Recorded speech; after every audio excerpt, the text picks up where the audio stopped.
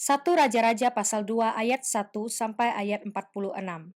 Ketika saat kematian Daud mendekat, ia berpesan kepada Salomo anaknya, "Aku ini akan menempuh jalan segala yang fana, maka kuatkanlah hatimu dan berlakulah seperti laki-laki. Lakukanlah kewajibanmu dengan setia terhadap Tuhan Allahmu dengan hidup menurut jalan yang ditunjukkannya dan dengan tetap mengikuti segala ketetapan, perintah, peraturan, dan ketentuannya, seperti yang tertulis dalam hukum Musa, supaya engkau beruntung dalam segala yang kau lakukan dan dalam segala yang kau tuju, dan supaya Tuhan menepati janji yang diucapkannya tentang aku, yakni jika anak-anakmu laki-laki tetap hidup di hadapanku dengan setia, dengan segenap hati dan dengan segenap jiwa, maka keturunanmu takkan terputus dari tahta kerajaan Israel. Dan lagi engkau pun mengetahui apa yang dilakukan kepadaku oleh Yoab anak Zeruya, apa yang dilakukannya kepada kedua panglima Israel, yakni Abner bin Ner dan Amasa bin Yeter. Ia membunuh mereka dan menumpahkan darah dalam zaman damai seakan-akan ada perang, sehingga sabuk pinggangnya dan kasut kakinya berlumuran darah. Maka bertindaklah dengan bijaksana dan janganlah biarkan yang ubanan itu turun dengan selamat ke dalam dunia orang mati. Tetapi kepada anak-anak Barzilai, orang Gilead itu, haruslah kau tunjukkan kemurahan hati. Biarlah mereka termasuk golongan yang mendapat makanan dari mejamu. Sebab mereka pun menunjukkan kesetiaannya dengan menyambut aku pada waktu aku melarikan diri dari depan kakakmu Absalom. Juga masih ada padamu Simei bin Gera, orang Benyamin, dari Bahurim. Dialah yang mengutuki aku dengan kutuk yang kejam pada waktu aku pergi ke Mahanaim. Tetapi kemudian ia datang menyongsong aku di sungai Yordan, dan aku telah bersumpah kepadanya demi Tuhan. Takkan kubunuh engkau dengan pedang. Sekarang janganlah bebaskan dia dari hukuman, sebab engkau seorang yang bijaksana dan tahu apa yang harus kau lakukan kepadanya untuk membuat yang ubanan itu turun dengan berdarah ke dalam dunia orang mati. Kemudian Daud mendapat perhentian bersama-sama nenek moyangnya, dan ia dikuburkan di kota Daud. Dan Daud memerintah orang Israel selama 40 tahun, di Hebron ia memerintah 7 tahun, dan di Yerusalem ia memerintah 33 tahun. Salomo duduk di atas tata Daud ayahnya, dan kerajaannya sangat kokoh. Pada suatu hari Adonia anak Hagit masuk menghadap Batsheba, ibu Salomo, lalu perempuan itu berkata, "Apakah engkau datang dengan maksud damai?" Jawabnya, "Ya, damai." Kemudian katanya, "Ada sesuatu yang hendak kukatakan kepadamu." Jawab perempuan itu, "Katakanlah." Lalu katanya, "Engkau sendiri tahu bahwa akulah yang berhak atas kedudukan raja, dan bahwa seluruh Israel mengharapkan supaya aku menjadi raja. Tetapi sebaliknya kedudukan raja jatuh kepada adikku, sebab dari Tuhanlah ia mendapatnya. Dan sekarang satu permintaan saja ku sampaikan kepadamu. Janganlah tolak permintaanku." Jawab perempuan itu kepadanya, "Katakanlah."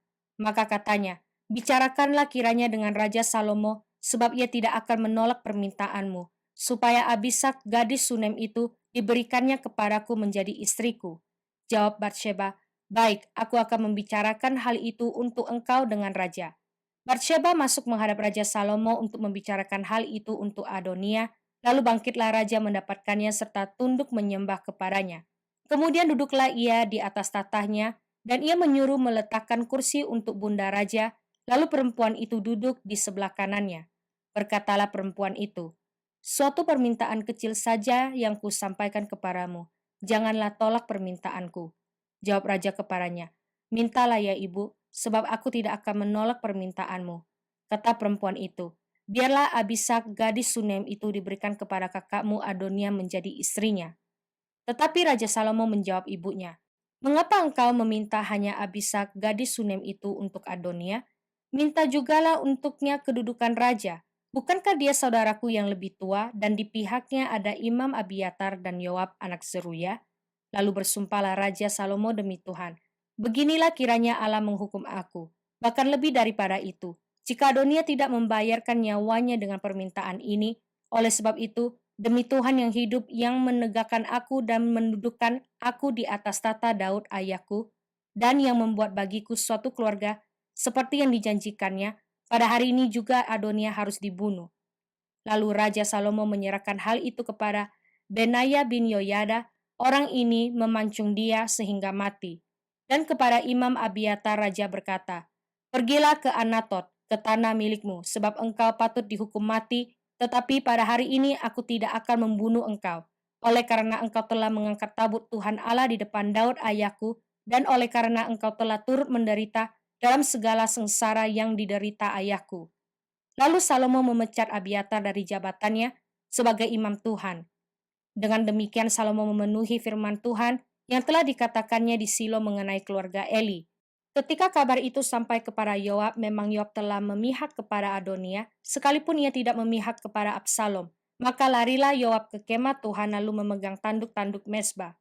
Kemudian diberitahukanlah kepada Salomo bahwa Yoab memegang tanduk-tanduk mesbah. Kemudian diberitahukanlah kepada Salomo bahwa Yoab sudah lari ke kemah Tuhan dan telah ada di samping mesbah. Lalu Salomo menyuruh Benaya bin Yoyada, pergilah pancung dia. Benaya masuk ke dalam kemah Tuhan serta berkata kepadanya, beginilah kata raja, keluarlah, jawabnya. Tidak, sebab disinilah aku mau mati. Lalu Benaya menyampaikan jawab itu kepada raja, katanya, beginilah kata Yoab dan beginilah jawabnya kepadaku. Kata raja kepadanya, perbuatlah seperti yang dikatakannya, pancunglah dia dan kuburkanlah dia, dengan demikian engkau menjauhkan daripadaku dan daripada kaumku noda darah yang ditumpahkan Yoab dengan tidak beralasan. Dan Tuhan akan menanggungkan darahnya kepadanya sendiri, karena ia telah membunuh dua orang yang lebih benar dan lebih baik daripadanya. Ia membunuh mereka dengan pedang, dengan tidak diketahui ayahku Daud, yaitu Abner bin Ner, panglima Israel, dan Amasa bin Yeter, panglima Yehuda. Demikianlah darah mereka akan ditanggungkan kepada Yoab dan keturunannya untuk selama-lamanya. Tetapi Daud dan keturunannya dan keluarganya dan tatahnya akan mendapat selamat daripada Tuhan sampai selama-lamanya. Maka berangkatlah Benaya bin Yoyada lalu memancung dan membunuh Yoab. Kemudian ia dikuburkan di rumahnya sendiri di padang gurun. Raja mengangkat Benaya bin Yoyada menggantikan Yoab menjadi kepala tentara, dan raja mengangkat Imam Zadok menggantikan Abiatar. Kemudian raja menyuruh memanggil Simei dan berkata kepadanya, dirikanlah bagimu sebuah rumah di Yerusalem, diamlah di sana, dan janganlah keluar dari sana kemana-mana pun. Sebab ketahuilah sungguh-sungguh bahwa pada waktu engkau keluar dan menyeberangi sungai Kidron, pastilah engkau mati dibunuh dan darahmu akan ditanggungkan kepadamu sendiri. Lalu berkatalah Simei kepada raja, baiklah demikian, seperti yang tuanku raja katakan, demikianlah akan dilakukan hambamu ini. Lalu Simei diam di Yerusalem beberapa waktu lamanya. Dan sesudah lewat 3 tahun, terjadilah bahwa dua orang hamba Simei lari kepada Akis bin Maakah, Raja Gad, lalu diberitahukan kepada Simei, ketahuilah, kedua orang hambamu ada di Gad. Maka berkemaslah Simei, dipelanainya keledainya, dan pergilah ia ke Gad, kepada Akis untuk mencari hambanya itu. Lalu Simei pulang dan membawa mereka dari Gad. Ketika diberitahukan kepada Salomo bahwa tadinya Simei pergi dari Yerusalem ke Gad, dan sekarang sudah pulang, maka raja menyuruh memanggil Simei dan berkata kepadanya, bukankah aku telah menyuruh engkau bersumpah demi Tuhan, dan telah memperingatkan engkau begini? Ketahuilah sungguh-sungguh bahwa pada waktu engkau keluar dan pergi kemana-mana pun, pastilah engkau mati dibunuh. Dan engkau telah menjawab, baiklah demikian, aku akan mentaatinya. Mengapa engkau tidak menepati sumpah demi Tuhan itu dan juga perintah yang kuperintahkan kepadamu? Kemudian kata raja kepada Simei, engkau sendiri tahu dalam hatimu segala kejahatan yang kau perbuat kepada Daud ayahku, maka Tuhan telah menanggungkan kejahatanmu itu kepadamu sendiri. Tetapi diberkatilah kiranya Raja Salomo dan kokolah tata Daud di hadapan Tuhan sampai selama-lamanya. Raja memberi perintah kepada Benaya bin Yoyada, lalu keluarlah Benaya, dipancungnya Simei sehingga mati, demikianlah kerajaan itu kokoh di tangan Salomo. Mazmur pasal 71 ayat 17 sampai ayat 24. Ya Allah, engkau telah mengajar aku sejak kecilku dan sampai sekarang aku memberitakan perbuatanmu yang ajaib. Juga sampai masa tuaku dan putih rambutku, ya Allah janganlah meninggalkan aku. Supaya aku memberitakan kuasamu kepada angkatan ini, keperkasaanmu kepada semua orang yang akan datang. Keadilanmu ya Allah sampai ke langit. Engkau yang telah melakukan hal-hal yang besar. Ya Allah, siapakah seperti engkau?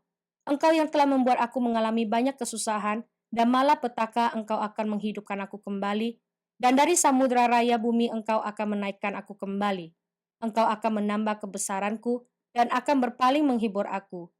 Aku pun mau menyanyikan syukur bagimu dengan gambus atas kesetiaanmu ya Allahku, menyanyikan mazmur bagimu dengan kecapi, ya yang kudus Israel.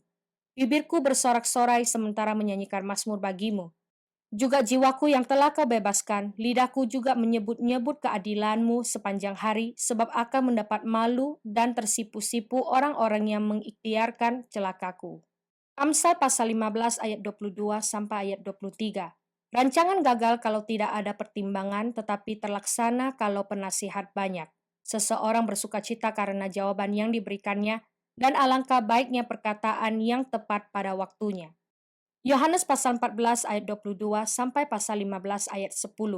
Yudas yang bukan Iskariot berkata kepadanya, Tuhan, apakah sebabnya maka engkau hendak menyatakan dirimu kepada kami dan bukan kepada dunia? Jawab Yesus, jika seorang mengasihi aku, ia akan menuruti firmanku dan Bapakku akan mengasihi dia dan kami akan datang kepadanya dan diam bersama-sama dengan dia. Barang siapa tidak mengasihi aku, ia tidak menuruti firmanku dan firman yang kamu dengar itu bukanlah daripadaku, melainkan dari Bapa yang mengutus aku. Semuanya itu kukatakan kepadamu selagi aku berada bersama-sama dengan kamu, tetapi penghibur yaitu Roh Kudus yang akan diutus oleh Bapa dalam namaku, dialah yang akan mengajarkan segala sesuatu kepadamu dan akan mengingatkan kamu akan semua yang telah kukatakan kepadamu. Damai sejahtera ku tinggalkan bagimu, damai sejahtera ku kuberikan kepadamu. Dan apa yang kuberikan tidak seperti yang diberikan oleh dunia kepadamu. Janganlah gelisah dan gentar hatimu. Kamu telah mendengar bahwa aku telah berkata kepadamu, aku pergi tetapi aku datang kembali kepadamu.